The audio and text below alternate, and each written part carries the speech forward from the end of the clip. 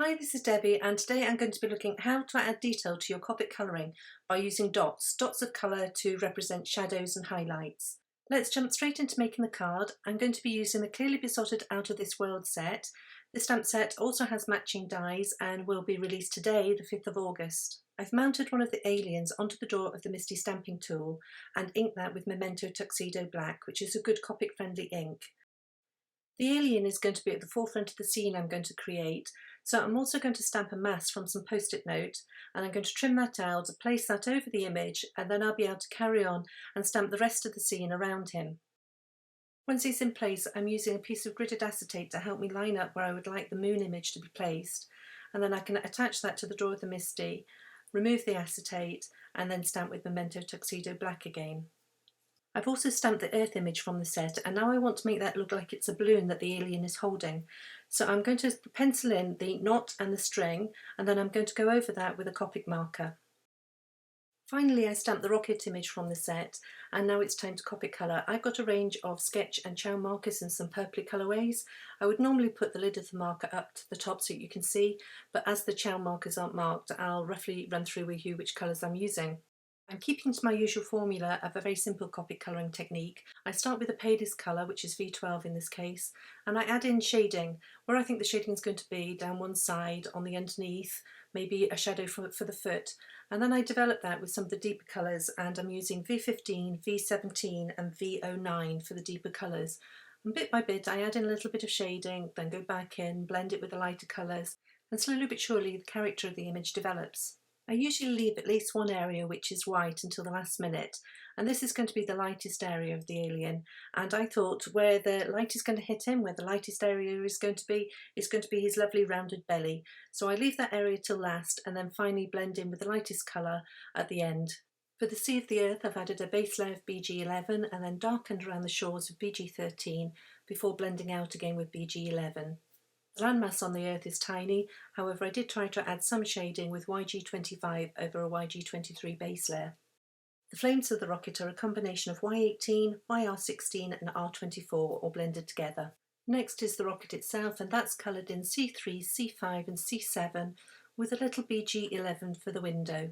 Having chatted along for the last minute or so on the colours I used for the rest of the image, I'm now moving on to colouring the moon, and this is the bit that I really enjoyed. At first I was challenged by the moon. I wasn't quite sure how to give it its more realistic feel. I started in my usual way, adding the lightest colours and then adding some shading and more depth, and yet it still felt flat.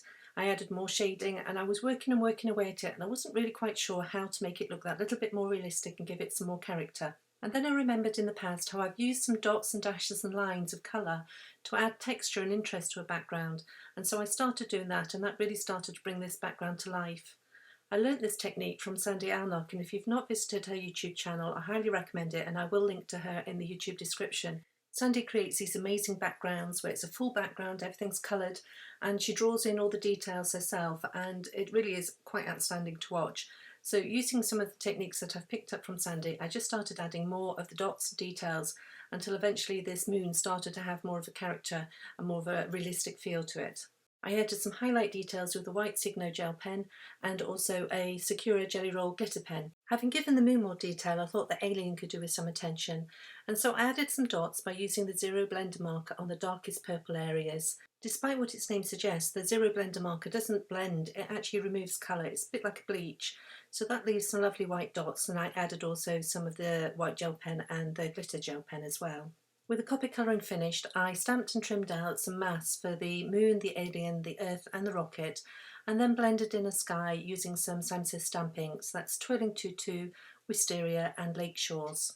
For night skies and space scenes, I do like adding some pink and purple. I think it adds variation rather than it all just being plain blue.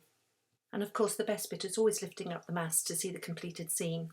I actually went back in and added another area of pink and purple above the alien. However, I didn't feel I got the balance right. The sky seemed to be too big an area in comparison to the alien scene at the bottom of the panel, so I trimmed it down by running it through my die cutting machine with a stitch square. I then went back in with the ink blenders to deepen the edges of the panel so that it popped off the white card base that I was going to place it on. I used one of the fun sentiments from the Out of the World set, stamped in black and trimmed out, and then I added a banner cut to one side. I added lots of foam adhesive to the back of the panel and of the sentiment and then placed them onto the card base. I tied a bow of lawn fawn tangerine twine around the card base and then decided I wasn't done with the dots yet, and I went back in with the Sakura gel pen and also the white gel pen and added some dots to the sky. I also added some glossy accents to Alien's eye and also to the rocket ship, and then finally added some glitter glue to the flames coming out of the back of the rocket ship. And that completes this card.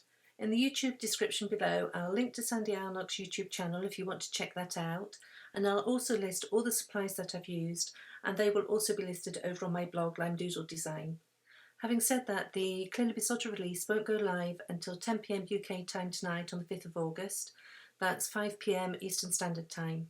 If you've enjoyed this video, please give it a thumbs up and click the subscribe button, and I'll see you next time.